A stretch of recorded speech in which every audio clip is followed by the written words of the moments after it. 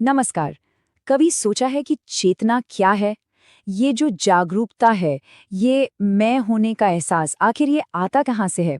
आज हम एक बहुत ही पुराने ग्रंथ, शिव सूत्र के जरिए इस गहरे रहस्य को समझने की कोशिश करेंगे। कुछ लोग तो इसे चेतना का एक नक्शा भी कहते हैं। चलिए, अपनी बात एक ऐसे सवाल से शुरू करते हैं जो आज भी विज्ञान को उलझाए हुए है। देखिए, हम सब जानते हैं कि ये ब्रह्मांड कुछ तय भौतिक नियमों पर चलता है ना? तो फिर हमारी अपनी स्वतंत्र इच्छा का क्या? क्या हमारी आज़ादी, हमारे फैसले, ये सब सिर्फ एक भ्रम है? और हैरानी की बात यह है कि इस मॉडर्न साइंटिफिक पहेली का एक जवाब 1000 साल से भी ज्यादा पुराने ज्ञान में छिपा हो सकता है। तो चलिए, आज उसी प्राचीन समाधान की खोज करते हैं। इसी सवाल को आज चेतना की कठिन समस्या या the hard problem of consciousness कहते हैं, और यही इस पूरे विषय के केंद्र में है। जैसा कि इस स्रोत में कहा गया है, पहेली ये है, निश्चित नियमों से चलने वाला निर्जीव पदार्थ मन को कैसे जन्म दे सकता है? तो ये शिव सूत्र आखिर है क्या? देखिए, इनकी कहानी किसी आम किताब जैसी बिल्कुल नहीं है। कहा जाता है कि ये ज्ञान ऋषि वसुगुप्त को कश्मीर में लगभग 800 ईस्वी में सीधे एक सपने में मिला था। मतलब इसका कोई लेखक नहीं है, बस एक दिव्य रहस्योद्घाटन। और हाँ, ये कोई नया सवाल नहीं है। हजारों सालों से, ऋग्वेद के समय से लेकर आज की क्वांटम फिजिक्स तक इंसान इसी खोज में लगा हुआ है, और शिव सूत्र इसी लंबी और गहरी यात्रा का एक बहुत ही जरूरी पड़ाव है। इन सूत्रों के दिल में एक बहुत ही खूबसूरत रूपक छिपा हुआ है, दो पक्षियों का। ये हमें व्यक्तिगत चेतना और सार्वभौमिक चेतना यानी यूनिवर्सल कॉन्शियसनेस के बीच के गहरे रिश्ते को समझने में मदद करता है। इसको ऐसे समझते हैं, मान लीजिए चेतना एक पेड़ है जिस पर दो पक्षी बैठे हैं। एक है हमारी व्यक्तिगत आत्मा जो दुनिया के अनुभव रूपी फल को चखती है, सुख दुख महसूस करती है, और दूसरा पक्षी है सार्वभौमिक आत्मा यानी शिव, जो बस शांत होकर देखता है, एक शाश्वत साक्षी की तरह। ऋग्वेद का ये श्लोक इसी बात को बहुत खूबसूरती से कहता है। इसका मतलब ये है कि जो देख रहा है और जो अनुभव कर रहा है, वो दोनों असल में एक ही हैं। हमारे अंदर ही वो साक्षी भी है और दुनिया का अनुभव करने वाला भी। तो फिर जब हमारा ये व्यक्तिगत मैं उस सार्वभौमिक साक्षी से मिलता है, तब क्या होता है? सूत्र कहते हैं कि उस मिलन के अनुभव को शब्दों में बयान नहीं किया जा सकता।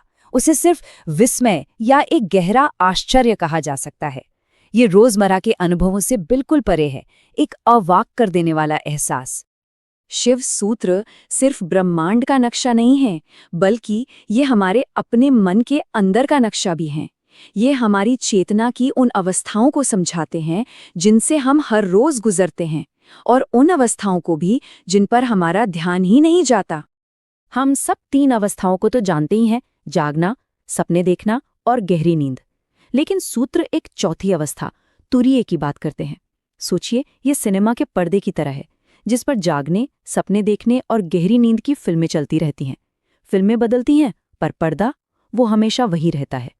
तुरीय वही शांत, हमेशा मौजूद रहने वाली चेतना है। सूत्रों में गहरी नींद की अवस्था को माया से जोड़ा गया है। माया, आप कह सकते हैं, एक तरह का भ्रम है। इसे ऐसे समझिए कि हम खुद को बस एक लहर समझ रहे हैं और ये भूल गए हैं कि हम पूरा का पूरा सागर हैं। ये वही पर्दा है जो हमें अपनी असली सार्वभौमिक पहचान देखने से रोकता है।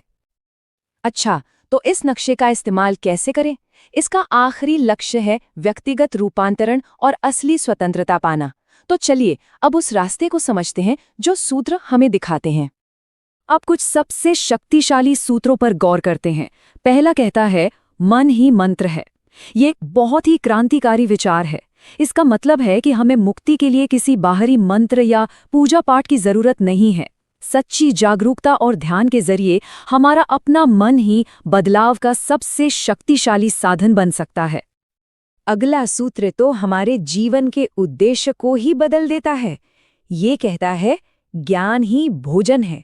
सोचिए, जैसे शरीर को भोजन चाहिए, वैसे ही हमारी चेतना को ज्ञान की भूख है।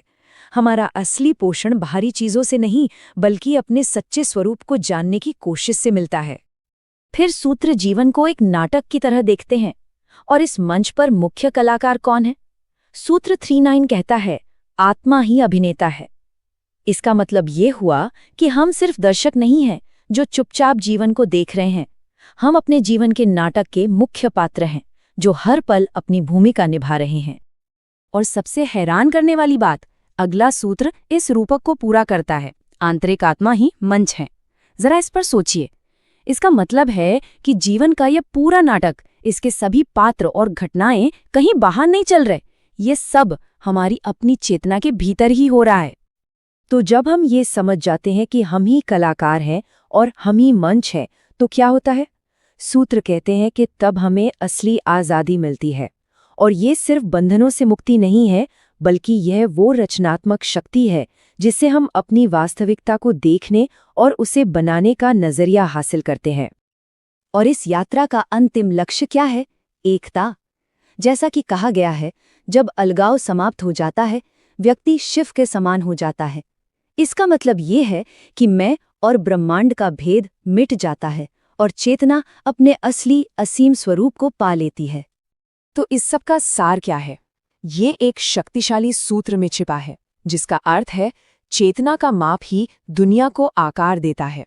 ये सबसे बड़ा सबक है। हम दुनिया के कोई निष्क्रिय दर्शक नहीं हैं। हमारी चेतना का स्तर, हमारा ध्यान, हमारी समझ ही उस दुनिया का निर्माण कर रही है जिसका हम अनुभव करते हैं। और ये हमें एक बहुत ही गहरे सवाल पर लाके छोड़ देता है। अगर ये सच है, अगर चेतना ही दुनिया को आकार देती है, तो सवाल ये है कि हम कौन सी वास्तविकता बनाना चुनेंगे?